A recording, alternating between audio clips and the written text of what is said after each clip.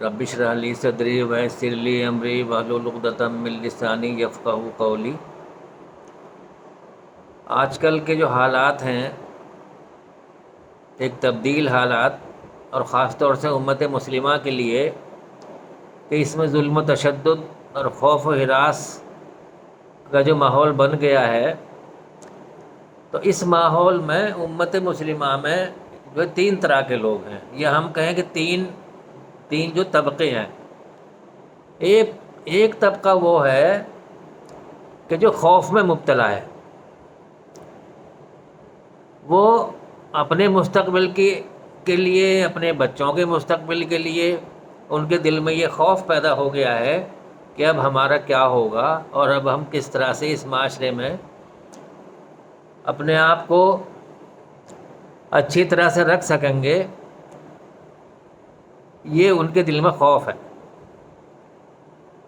اور ایک طبقہ وہ ہے کہ جن کے لیے یہ سب ماحول جو ہے غیر متوقع نہیں تھا، کہ جن کی نظر حالات پہ تھی اور قرآن و سنت پہ تھی، اور جن کی نظر جو ہے دین پہ تھی، اور جو دین پہ چل رہے تھے اچھی طرح سے، تو انہیں معلوم تھا کہ یہ حالات جو ہے درپیش آئیں گے، اور انہیں یہ معلوم ہے کہ مسلمان کو ہمت نہیں ہارنا ہے اور گھٹنے نہیں ٹیکنے ہیں، اور ہمیں اپنے مقصد میں مضبوطی سے جم جانا ہے۔ اور وہ کون سا مقصد ہے؟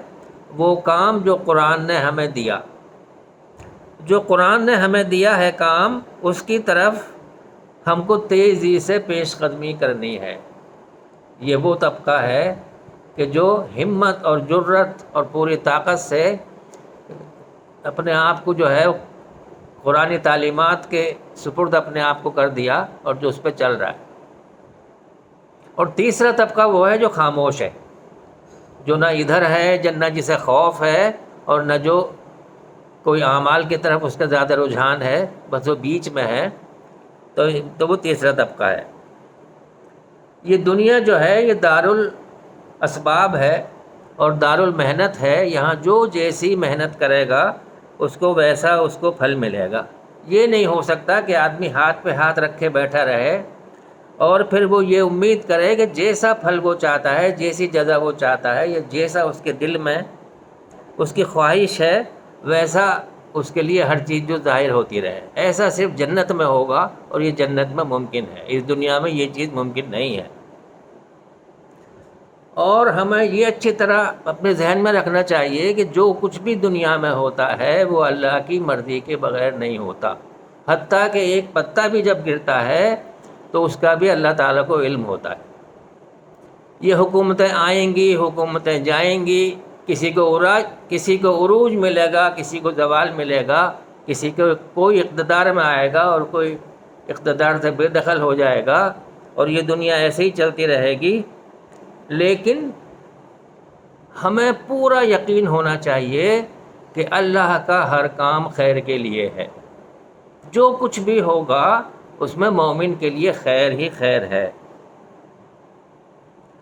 کلام پاک میں سورہ بقرہ میں جو بنی اسرائیل کے پس منظر میں اللہ تعالیٰ نے فرمایا کہ وہ تمہارے ساتھ جو ہے زبان درازی کرتے ہیں، وہ تمہیں کچوکے لگاتے ہیں اور تمہاری دل آزاری کرتے ہیں، اس لیے تم ان سے ڈرتے ہو۔ تم ان سے مت ڈرو بلکہ مجھ سے ڈرو۔ ایک جگہ اور ارشاد فرمایا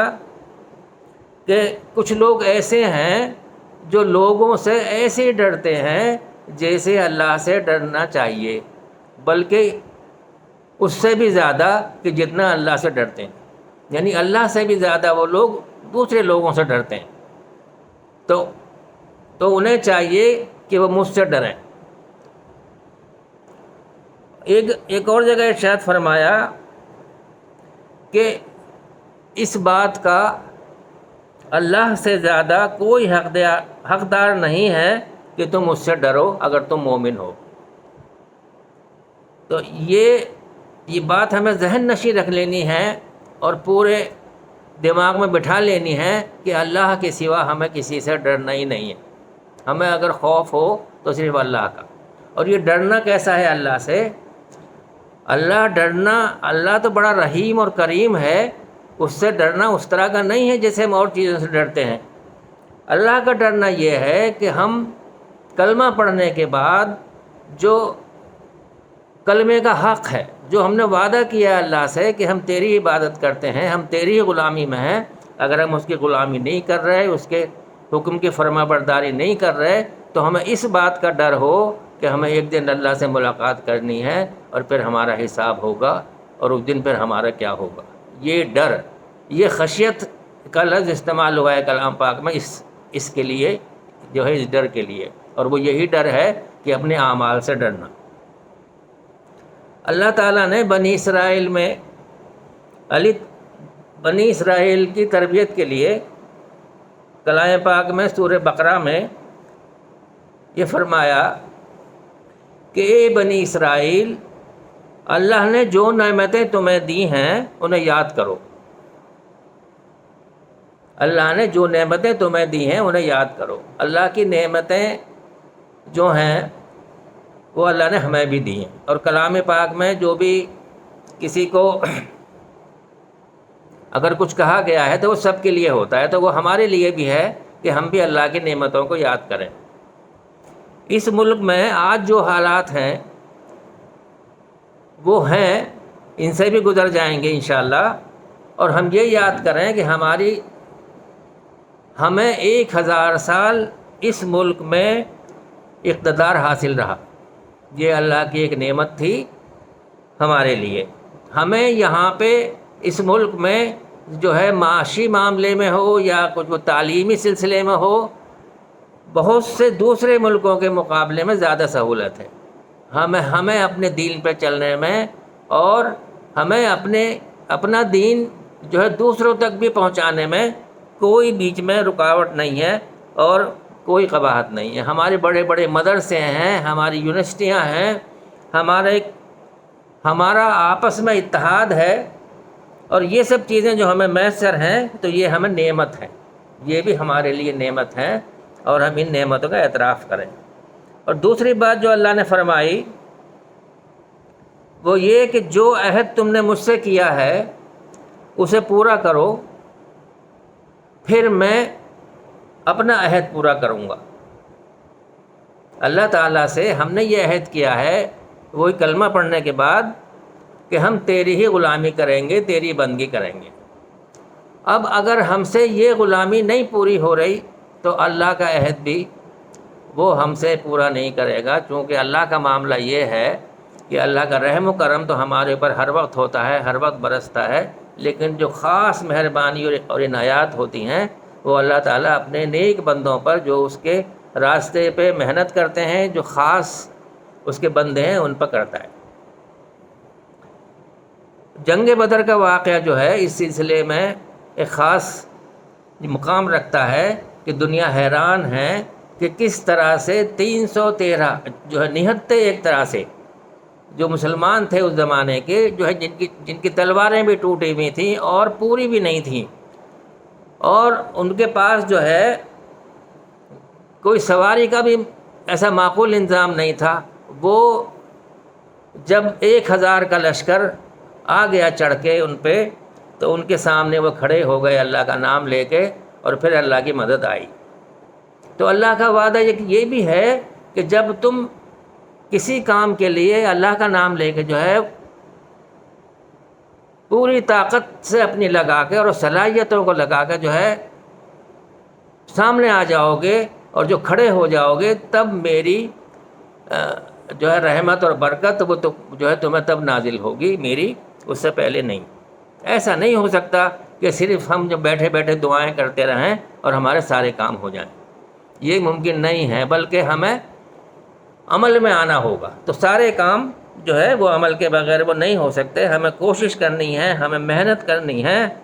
اور ہمیں اسی وقت اللہ کی جو ہے وہ رضا اور اس کی طرف سے مدد ہمیں حاصل ہوگی. اللہ تعالیٰ فرشتے آج بھی نازل کر سکتا ہے اگر اللہ چاہے، لیکن ہمیں اسی طرح کا ایمان اپنے اندر پیدا کرنا ہوگا۔ کفار مشرکین جب احزاب کی جنگ میں جو ہے 10,000 کا لشکر پورے عرب سے کفار اور مشرکین جو ہے وہ جمع ہو کر اور مدینے پہ چڑھائی کر دی کہ اب تو مسلمانوں کا بس صفایا کرنا ہے اور ان کا خاتمہ کرنا ہے، اب بہت ہو گیا۔ تو نبی کریم صلی اللہ علیہ وسلم کو اس بات کی اطلاع پہلے سے ہی ہو گئی، تو آپ صلی اللہ علیہ وسلم نے بھی اس کی تیاری کی، اور ایک خندق جو ہے وہ اس سلسلے میں جو ہے اپنے دفاع کے لیے جو ہے وہ کھودی گئی، جو 3.5 کلومیٹر لمبی اور 30 فٹ اس کی چوڑائی اور 15 فٹ اس کی گہرائی تھی، کہ اگر جو گھوڑا بھی اس میں سے کوئی جو کدا کے اندر آنا چاہے تو ابھی نہ آ سکے۔ تو ان حالات میں جب منافقین نے اپنے آپ کو پایا، جو منافقین مسلمانوں میں ہوتے تھے اور اب بھی ہوتے ہیں ہر زمانے میں، تو انہوں نے مسلمانوں کے سامنے کھڑے ہو کے یہ کہا کہ یا تو قیصر و کسریٰ کے فتح کرنے کے اور ان کے محلات کو فتح کرنے کی بات ہو رہی تھی، یا آج ہمارا یہ حال ہے کہ ہم رفع حاجت کے لیے بھی مدینے سے باہر نہیں جا سکتے، مطلب ہم ٹوائلٹ کے لیے بھی ہم مدینے سے باہر نہیں جا سکتے، ہمیں چاروں طرف سے گھیر لیا گیا، ہمارے بیوی بچے پریشانی کے عالم میں ہیں۔ اور اس واقعے کو اللہ تعالیٰ نے اس طرح بیان کیا ہے کہ یہ لشکر جب تمہارے سامنے آیا، آگے سے بھی اور جو دائیں سے بھی اور بائیں سے بھی، تو تمہارے دیدے پتھرا گئے اور تمہارا کلیجہ منہ کو آ گیا، اور تم اللہ سے طرح طرح کے گمان کر رہے تھے۔ طرح طرح کے گمان کیا؟ یہ کہ اللہ سے بدگمانی کر رہے تھے تم۔ تو یہ تھا ڈرنے والوں کا ذکر، اور جو مومن تھے ان کا ذکر اس طرح سے ہے کہ انہوں نے یہ کہا کہ یہی تو وہ وعدہ ہے جس کا اللہ تعالیٰ اور رسول نے ہمارے ساتھ کیا ہے، یہ غیر متوقع نہیں ہے یہ جو لشکر آیا ہے، اس لیے کہ مسلمان جب بھی ایمان کا وعدہ کرتا ہے تو اس کو ضرور بالضرور آزمایا جاتا ہے۔ تو ان کا ایمان اور آزمائش کا آنا ہمارے ایمان کا حصہ ہے اور ہم اسے تسلیم کرتے ہیں۔ اللہ تعالیٰ نے کلام پاک میں آیت نمبر 155 ہے سورہ بقرہ کی، اس میں فرمایا اور ہم ضرور بالضرور تمہیں آزمائیں گے خوف سے، بھوک سے، اور جو جان و مال کے نقصان سے، اور جو نتیجے کے نقصان سے، کہ جو نتیجہ ہم اپنا ایک رکھتے ہیں کسی کام کو بھی کرنے کے بعد، اس میں بھی وہ ہمارے مطابق ہو یا نہ ہو، اس کے نقصان سے بھی۔ اور اس وقت جس نے یہ کہا کہ جس وقت اس نے صبر کیا اور مصیبت میں یہ کہا کہ ہم اللہ ہی کے ہیں اور اللہ ہی کی طرف ہم کو پلٹ کر جانا ہے، انہیں خوشخبری دے دو، ان پر اللہ کے رب کی طرف سے بڑی عنایات ہوں گی، اس کی رحمت ان پر سایہ کرے گی، اور یہی لوگ ہدایت یافتہ ہیں۔ جو جب کوئی آزمائش آئے گی اور کوئی صبر کرے گا اور پورے اللہ کے احکام کی پابندی میں رہتے ہوئے اور اس کے لیے پوری محنت کرے گا، وہی لوگ ہیں ہدایت یافتہ۔ اور یہ فرمایا کہ کیا تم سمجھتے ہو کہ خرامہ ٹہلتے ہوئے تم جو جنت میں چلے جاؤ گے، حالانکہ ابھی تمہارے اوپر ابھی ایسے دن نہیں آئے کہ جیسے پچھلے انبیاء کی امتوں پر آئے تھے۔ ان کو پریشانیاں آئیں، وہ جھنجھوڑ دیے گئے، وہ ہلا مارے گئے، اور یہاں تک کہ وقت کا رسول اور اس پر ایمان لانے والے ساتھی بھی سب جو ہے پکار اٹھے کہ اللہ کی مدد جو ہے کب آئے گی۔ یہ تھا، اور یہ بتایا کہ یہ ابھی کی بات نہیں ہے، یہ ہمیشہ سے ہوتا رہا۔ جو نبی آیا وہ جھنجھوڑ دیے گئے، انہیں آزمایا گیا، تو ہماری بھی یہ آزمائش ہے، اور ہمیشہ آزمائش ہوتی رہی ہے، اور پوری دنیا میں ایسے ہی ایمان والوں کی آزمائش رہی ہے۔ اللہ تعالی ہمیں اس آزمائش میں کامیاب کرے اور ہمیں ثابت قدم رکھے۔ لیکن ہمیں جو ہے اب یہ کرنا ہے کہ جس آدمی کے پاس، جس گروہ کے پاس، جس قوم کے پاس، جس امت کے پاس کوئی اعلیٰ مقصد ہوتا ہے زندگی کا، اور زندگی کی معنویت ہے وہ ضرور برے برے حالات سے نکلنے کا راستہ بھی تلاش کر لیتی ہے۔ کوئی زندگی کا مقصد ہو ہمارے لیے، ہمارے پاس، کہ ہم کیا کریں، ہم کس طرح سے اللہ کے بندوں کی مدد کریں اللہ کے حکم مانتے ہوئے، اور کس طرح سے زندگی گزاریں اللہ کے حکم پہ چلتے ہوئے، اور اس مقصد کے لیے ہم اپنی صلاحیتوں کو بڑھائیں، اور چھوٹے چھوٹے قدم رکھتے ہوئے ہم جو ہے ایسا کوئی کام کر جائیں جو ہمارے لیے صدقہ جاریہ بھی ہو، اور آئندہ کی زندگی جو ہماری آخرت کی ہے اس میں ہمارے وہ کام آئے۔ تو ہمیں ایک تو یہ کہ خوف نہیں کرنا، بالکل خوف نہیں کرنا، جو کچھ ہو رہا ہے سب اللہ کے حکم سے ہو رہا ہے، ہم صرف اپنا کام کرتے رہیں اور بس جو ہمارا فرض ہے اسے پورا کرتے رہیں، پھر اللہ ہماری مدد کرے گا، اور ہم دوسروں کے بھی کام آئیں، صرف اپنے ہی نہیں، ہر کسی کے، ہر انسان کے۔ اس ملک کے لیے بھی ہمیں کام کرنا ہے، اس ملک کے لیے بھی ہمیں محنت کرنی ہے، یہ ملک ہمارا ہے اور ہمیں اس سے محبت کرنی ہے، اور دوسرے لوگوں کو سب کو یہ بتانا ہے کہ اللہ ایک ہے اور اسی کی عبادت کرنی ہے، اسی کی بندگی کرنی ہے، اور وہی ہے جو سب کو چلاتا ہے، اور وہی ہے جو سب کو پالتا ہے، اور وہی ہے کہ جو اس قابل ہے کہ اس کی عبادت کی جائے اور اس کو ایک مانے اور اس کو ایک جانے۔ اسی طرح ہمیں زندگی گزارنی ہے اس کا حکم مانتے ہوئے۔ اللہ ہمیں عمل کی توفیق عطا فرمائے۔